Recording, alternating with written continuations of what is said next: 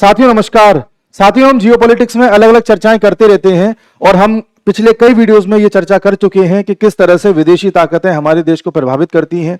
हम इस बारे में भी चर्चा कर चुके हैं कि कैसे हमारे देश में ही कुछ लोग ऐसे बैठे हैं जो देश को अंदर से खोखला कर रहे हैं, और हमें कई इश्यूज पर भी चर्चा की है, जैसे खालिस्तान हो गया, जम्मू कश्मीर हो गया, नॉर्थ ईस्ट इंडिया की समस्याएं हो गई, नक्सलवाद की समस्याएं हो गई।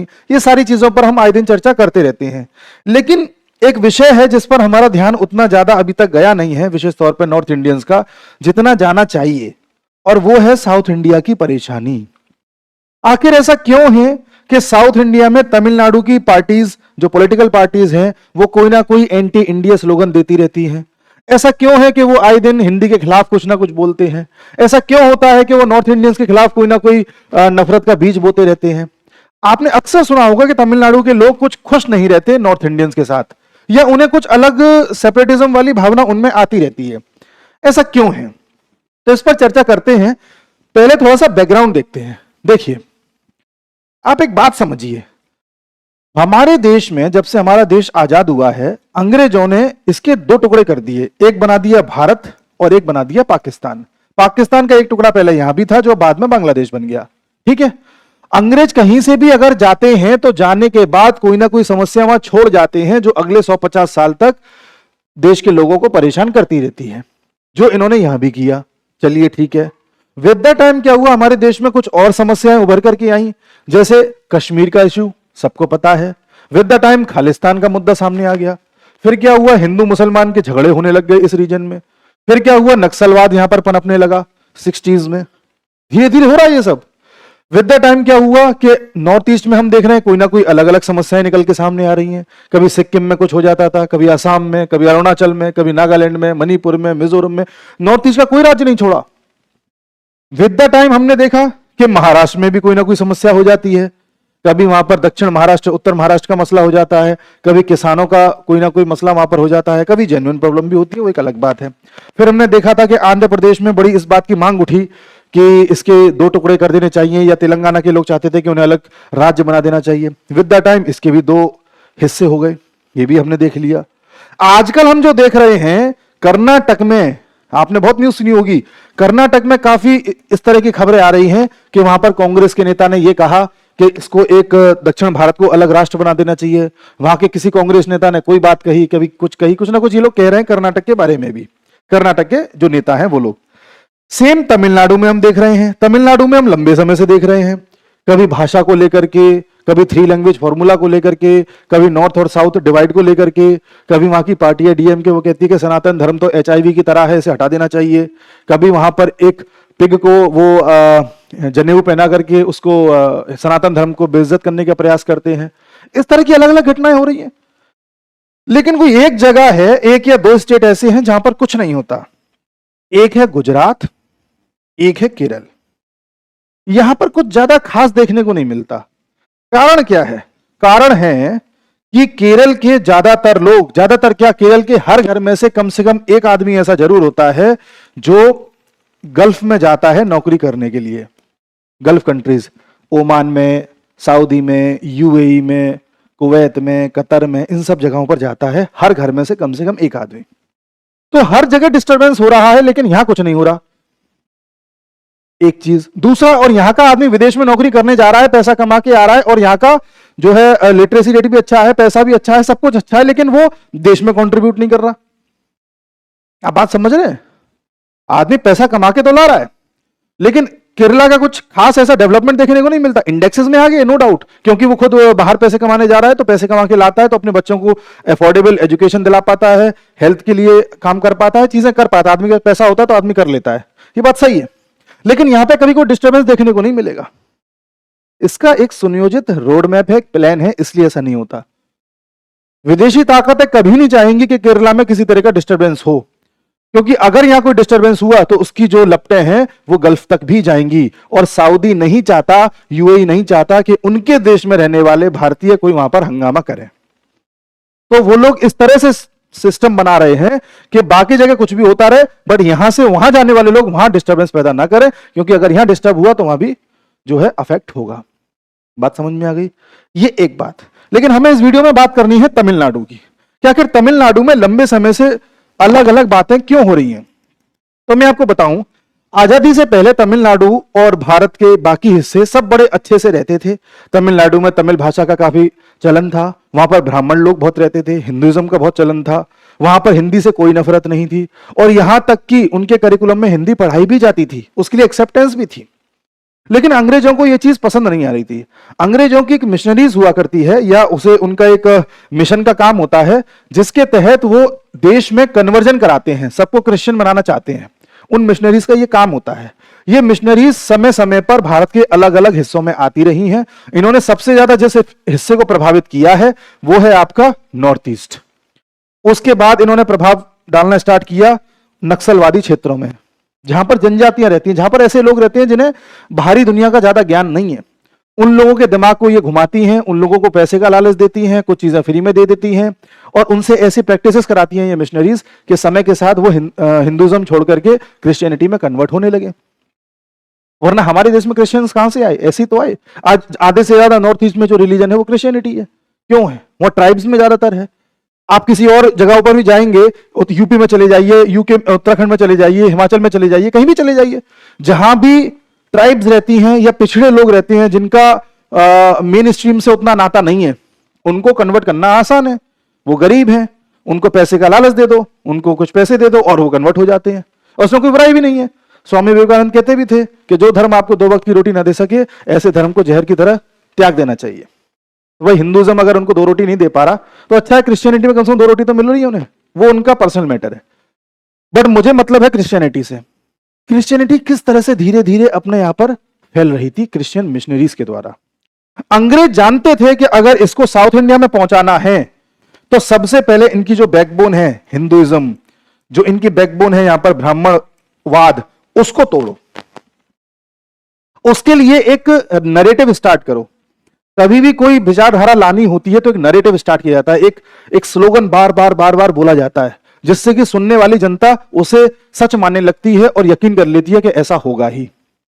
जैसे आज भी आप हमारे देश में देख लें, आप कोई भी बात कह लीजिए, कुछ लोग होंगे जरूर जो उसका अपोज करेंगे, भले उन्हें उसकी कोई हकीकत ना पता हो, बट उनको रटा दिया है उनके नेताओं ने 2-3 बात, तो रटते रहते हैं, जपते रहते हैं कि हाँ ऐसा है ऐसा है ऐसा है।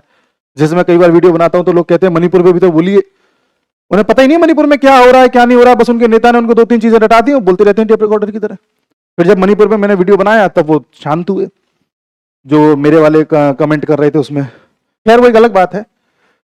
तो इन्होंने सोचा क्रिश्चियंस ने कि क्यों ना एक नैरेटिव यहां पर सेट किया जाए।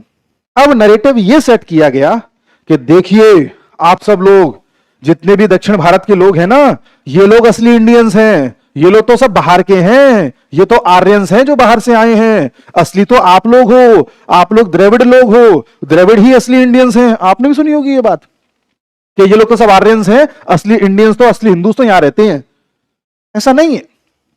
द्रविड़ एक शब्द है संस्कृत का, जो संस्कृत में कई जगह पर प्रयोग हुआ है, नो डाउट, बट द्रविड़स्तान, ये द्रविड़ अलग लोग हैं, ये अलग लोग हैं, ऐसा कहीं प्रयोग ही नहीं है। कोई दस्तावेज ऐसा है ही नहीं जहां पर यह चीज इस वर्ड को यूज किया गया हो। यह वर्ड पैदा किया गया है। पैदा किसने किया है जानिए। यह वर्ड पैदा किया है, एक व्यक्ति थे, क्रिश्चियन मिशनरीज का काम करते थे जब हमारे यहां अंग्रेजी हुकूमत चल रही थी, उस वक्त ये व्यक्ति रॉबर्ट क्लैडवेल, इन्होंने इस वर्ड को इजाद किया। इन्होंने बोला कि मैं चाहता था कि दक्षिण भारत के लोगों को एक अलग शब्द से पहचान दी जाए, या उनको अलग शब्द से संबोधित किया जाए, जिससे कि उनके अंदर भारत से अलग होने की एक भावना आ जाए। आप समझ रहे हो ना? जैसे होता है ना, किसी ग्रुप को एक नाम दे दिया तो उस ग्रुप को एक नई पहचान मिल जाती है। तो दक्षिण भारत को नई पहचान देना चाहता था ये आदमी। इसने संस्कृत को अच्छे से पढ़ा, पढ़ने के बाद वहां से जो सबसे अच्छा वर्ड ये छांट के ला सकता था वो था द्रविड़। उस द्रविड़ को इसने बना दिया द्रविड़स्तान, और इसने कहा कि दक्षिण भारत के लोगों को द्रविड़स्तान जैसे एक देश में रहना चाहिए। शब्द पैदा कर दिया इसने, ये बात खुद कही है, ये बात इसने स्वीकारी है, और ये वर्ड इसने पैदा कर दिया। चलिए साहब, इसके बाद क्या हुआ? वर्ड मिल गया। अब वहां के लोगों को धीरे धीरे ये सिखाया गया कि देखो, जो दक्षिण भारत के लोग हैं ना, जो तमिलनाडु के लोग हैं, इन लोगों का जो असली रिलीजन है वो शैविज्म है। शैव, जो शैव में मानते हैं, शैविज्म है, हिंदुइज्म नहीं है। हिंदुइज्म अलग है, शैविज्म अलग है। ये उनको यकीन दिलाया गया। और शैविज्म यकीन दिलाने के बाद यह कहा गया कि जो शैव लोग हैं वो ब्राह्मणवाद में नहीं मानते, ये सब नॉन ब्राह्मण लोग हैं, इसलिए आप सब लोग जो शैव लोग हो, जो दक्षिण भारत के लोग हो, ये ब्राह्मणों को यहां से हटाओ, ये ब्राह्मण बिल्कुल बेकार हैं, ये जहां दिखे इन्हें काट डालो। ये नैरेटिव स्टार्ट हुआ। और यही कारण है कि 1950-1947 के आसपास जब भारत आजाद हुआ था, उसके आसपास तमिलनाडु में लगभग 60 लाख ब्राह्मण रहते थे, जो 1980 आते आते सिर्फ 50 लाख या 40 लाख ही बचे, 20-30 लाख भाग गए वहां से। क्यों भागे? बढ़ने के बजाय घट गए। क्यों? इस नैरेटिव की वजह से। और ये शैव वाली बात और नॉन ब्राह्मण वाली बात भी एक जगह पर दर्ज है, विद प्रूफ में बात कर रहा हूं। आप अगर इसे देखें, यहां पर एक कैम्ब्रिज यूनिवर्सिटी के एक बहुत अच्छे, एक तरीके से वहां पर फिलोसोफर हैं, एक वहां के अच्छे खासे राइटर हैं, उनका नाम है विल स्वीटमैन। इन्होंने अच्छा खासा एक पेपर लिखा हुआ है जिसमें इन्होंने इसी बारे में बात करी है कि क्रिश्चियन मिशनरी किस तरह से दक्षिण भारत में अपना प्रभाव जमाना चाहती थी, और इसके लिए उन्होंने एक शैविज्म का कॉन्सेप्ट इजाद किया और शैविज्म के जरिए वहां के लोगों को बताया कि तुम शैविज्म मानने वाले लोग हो और ब्राह्मणवाद का तुमको अपोज करना है। ठीक है, ये बात पल्ले पड़ गई आपको? तो आप क्रोनोलॉजी देखिए हो क्या रहा है। सबसे पहले एक वर्ड दिया गया द्रविड़स्तान, उसके बाद पहचान दी गई शैविज्म, इसमें यह भी कहा गया कि ब्राह्मणिज्म में नहीं मानना, इसका विरोध करना है। इसके बाद जो तीसरा काम हुआ है उस पर भी ध्यान दीजिए। सरकार ने जब कॉन्स्टिट्यूशन बना था तो यह कहा था कि हम लोग क्षेत्रीय भाषाओं का तो सम्मान करते हैं, लेकिन कॉन्स्टिट्यूशन में जिस भाषा को हम वरीयता देंगे या ऑफिशियल लैंग्वेज जिसे रखेंगे वो हमारी हिंदी होगी। इंग्लिश का भी हम प्रयोग करेंगे, लेकिन 10-15 साल बाद इंग्लिश के बारे में विचार करेंगे और हिंदी भी हमारी एक ऑफिशियल भाषा होगी। आपने ये कॉन्स्टिट्यूशन में देखा होगा। सोचिए उस वक्त हमने हिंदी को एक ऑफिशियल भाषा डिक्लेयर कर दिया था, कोई दिक्कत नहीं आई, और आज हम हिंदी के बारे में बोलते हैं तो अलग अलग जो है विरोध होने लग जाते हैं। ऐसा क्यों? ऐसा इसलिए क्योंकि कॉन्स्टिट्यूशन में बात यह कही गई थी कि हम हर जगह से ये राय लेंगे कि क्या हम हिंदी को एक ऑफिशियल भाषा बना लें, लेकिन ऐसा हो नहीं पाया था। तो इस बात का फायदा उठा करके कुछ लोगों ने वहां पर विरोध किया और यह कहा कि देखो हिंदी को शामिल कर दिया गया है कॉन्स्टिट्यूशन में, उसे ऑफिशियल भाषा मान लिया गया है और तमिल लोगों को पूछा ही नहीं गया, तमिल भाषा को भाव ही नहीं दिया गया। तो एक नया फैक्टर इजाद कर लिया, भाषा वाला। अब भाषा के आधार पर अलग करो, तो क्या दे दिया? लैंग्वेज। लैंग्वेज में भी क्या? हिंदी का क्या करना है? विरोध करना है। ये बात भी निकल के आई। और ये चीज सबसे ज्यादा जिसने करी थी वो एक पार्टी थी, उस पार्टी का नाम था डीके, द्रविड़ कागजम पार्टी। इसको फाउंड किया था 1944 में, और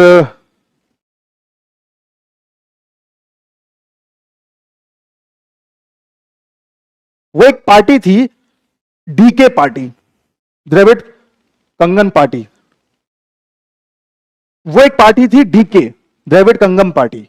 इस पार्टी का 1944 में गठन हुआ था और इसको किया था आपके रामास्वामी ने,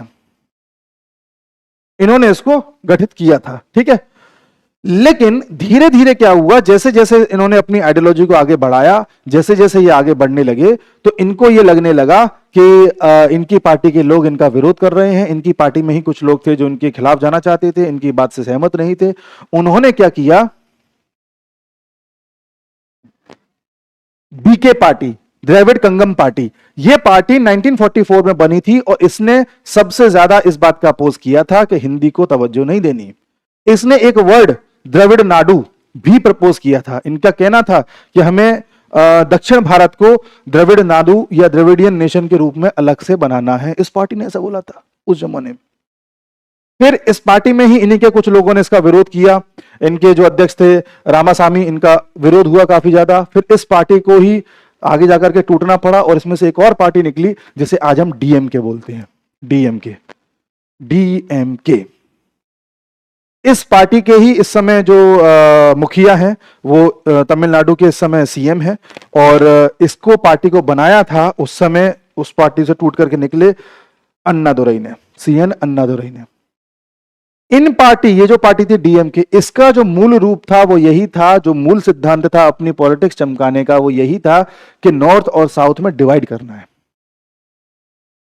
उसने द्रविड़ नाडु का नारा दिया था, इसने कहा कि वो द्रविड़ नाडु का तो अभी नहीं बोलेंगे, लेकिन डिवाइड पैदा करके रखो हिंदी और तमिल के नाम पर। वहां से ये अपनी पॉलिटिक्स को और चमकाते आए और धीरे धीरे हिंदुइज्म का विरोध भी करते आए। इसीलिए इनके अपोजिट एक और पार्टी तैयार हुई थी, जो आपको जयललिता, जो वहां की एक्ट्रेस हुआ करती थी, उन्होंने एक पार्टी बनाई थी AIADMK। वो जयललिता ब्राह्मण थी, उनके खिलाफ भी सोचिए बर्बरता हुई थी, जबकि नेता थी वो। उनकी साड़ी उतारने का, साड़ी खींचने का प्रयास किया गया था।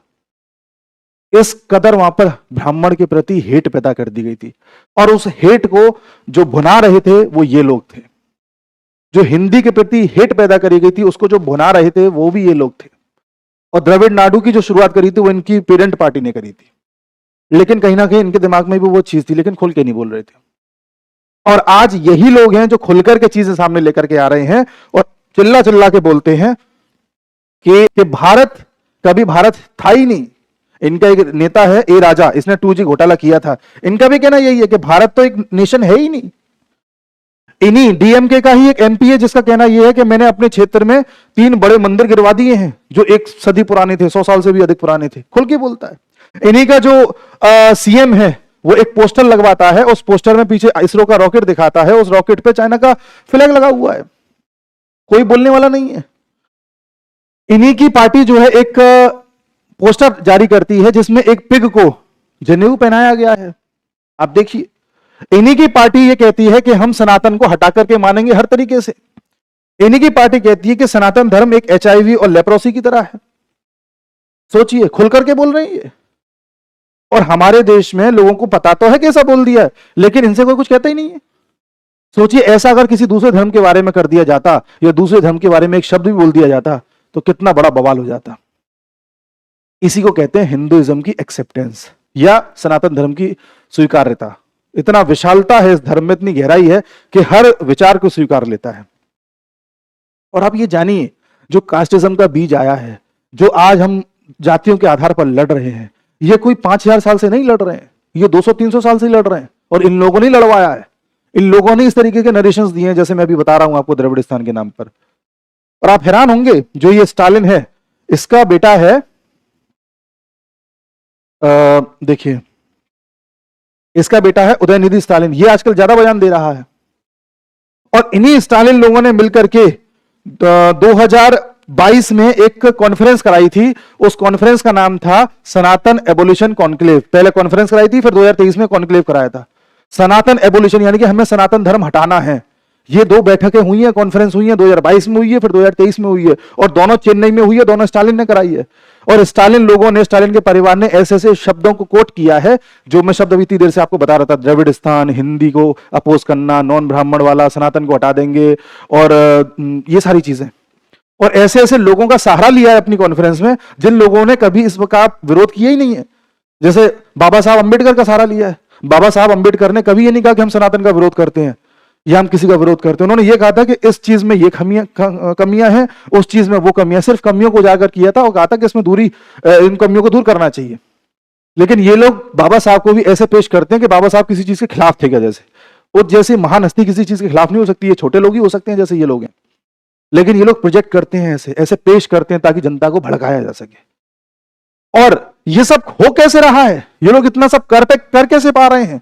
ये कर पा रहे हैं क्योंकि इनके पीछे खड़ी है ISI, इनके पीछे खड़ा हुआ है ISI, इनके पीछे खड़ा हुआ है चाइना। यही कारण है कि इसका फ्लैग देखने को मिलता है।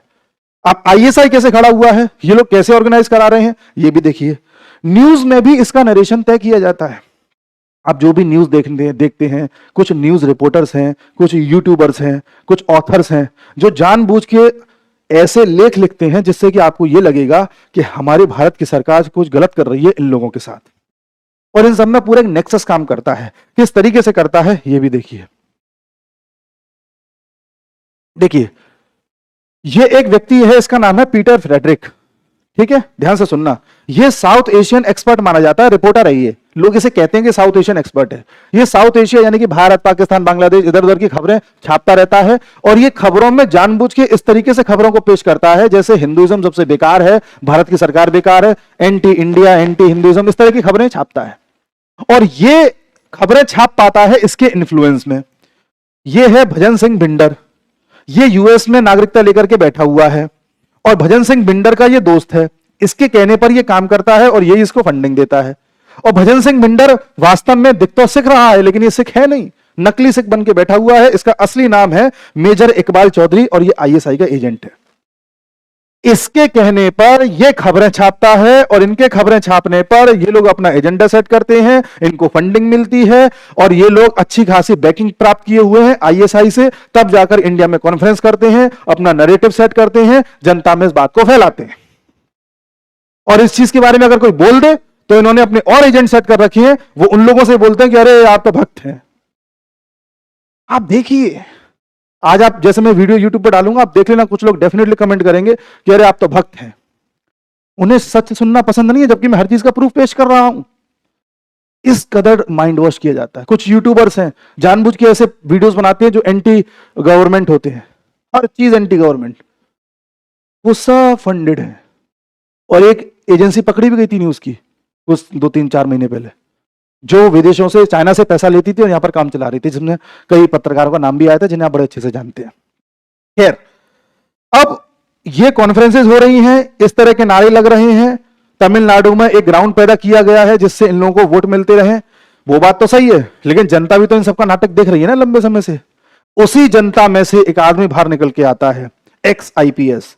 उसी जनता में से वो आदमी इन सब के खिलाफ आवाज उठाता है और इन सब के सामने डट के खड़ा होता है और जनता की एक नई, एक तरीके से आवाज बनता है, उनकी एक आशा की किरण बनता है। उस आदमी का नाम है अन्नामलाई। ये उस आदमी का नाम है अन्नामलाई। ये एक्चुअली आईपीएस थे, इनकी नौकरी कर्नाटक में थी, इन्होंने इस्तीफा दे दिया। उसके बाद ये कर्नाटक की पॉलिटिक्स में आ गए, इन्होंने बीजेपी ज्वाइन कर ली और इतने एग्रेसिव और इतने हीरो टाइप के नेता बन गए हैं कि जनता में जहां भी ये निकल पड़ते हैं, जनता इन्हें बस छूने के लिए तरसती है कि आप ही हमारी उम्मीद है। ये खुल करके बोलते हैं कि सनातन इज एवरीथिंग, मैं उसको कुछ नहीं होने दूंगा करके।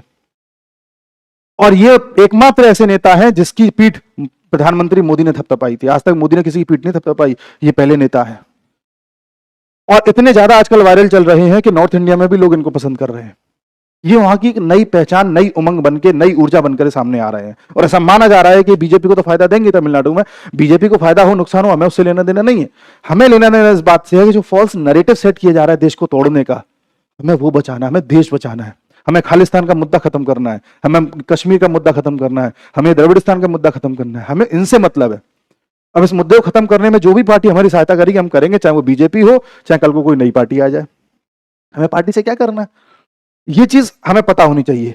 अब एक चीज और देखिए, इन लोगों ने जो अभी नैरेटिव चला रखा है, जिनकी मैं बात कर रहा हूं, इनका नैरेटिव ये है कि द्रविड़स्तान लोगों के दिमाग में बिठा दो, सनातन को खत्म करना है लोगों के दिमाग में ये बिठा दो, नॉर्थ और साउथ का डिवाइड करना है लोगों के दिमाग में ये बिठा दो। और ये लोग कभी भी तमिल लैंग्वेज का सहारा तो लेते हैं, लेकिन ये कभी नहीं चाहते कि तमिल लैंग्वेज वहां की मेन लैंग्वेज बने तमिलनाडु की। ये चाहते हैं कि इंग्लिश लैंग्वेज बने, क्योंकि इन सब के पीछे कौन खड़ा हुआ है, क्रिश्चियन मिशनरीज, इनका एजेंडा है।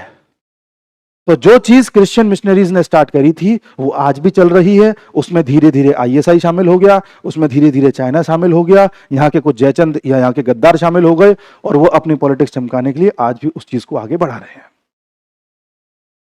इस तरीके से ये खेल होता है। अब देखिए, इसके बारे में अगर आपको ऑथेंटिक जानकारी और प्राप्त करनी हो तो मैं आपको एक चीज और बता देता हूं।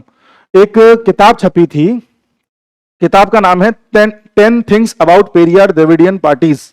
ये किताब है और ये आपके ए नीलकंठन ने छापी थी। इन्होंने इस पूरे फैक्ट के बारे में बताया हुआ है कि किस तरह से द्रविड़स्तान अलग बनाने की एक साजिश चल रही है, कैसे लोगों को तोड़ा जा रहा है, इसमें आप देख सकते हैं। और इसके साथ ही अगर आपको एक चीज और जाननी हो कि किस तरह से हमारे यहां पर किसान आंदोलन को फंड किया जा रहा है, मैंने किसान आंदोलन पर भी वीडियो बनाया था, 1-2 शॉर्ट्स भी डाले, उसमें लोग कह रहे थे अगर आप तो गलत कह रहे हो। तो मैं आपको एक चीज दिखा देता हूं, ये देखिए, जो 2021 में किसान आंदोलन हुआ था ना 2-3 साल पहले, उसमें पीटर फ्रेडरिक, भजन सिंह भिंडर, अनीता लाल, इन तीनों का भी नाम आया था कि इन तीनों का भी सपोर्ट देखो ये खड़ा हुआ था। और ये पीटर फ्रेडरिक वही है जिसकी मैं भी चर्चा कर रहा था आपसे। कहां गया पीटर फ्रेडरिक? ये इतने बड़े लेवल पर काम कर रहे हैं। ये आदमी कैसे उस 2 साल पहले उसमें सपोर्टिव था, कैसे आ गया बीच में, जबकि ये तो यूएस का नागरिक है। ये कहां से किसान आंदोलन में बीच में आ गया अपनी आवाज रखने के लिए? ये तो एक रिपोर्टर है।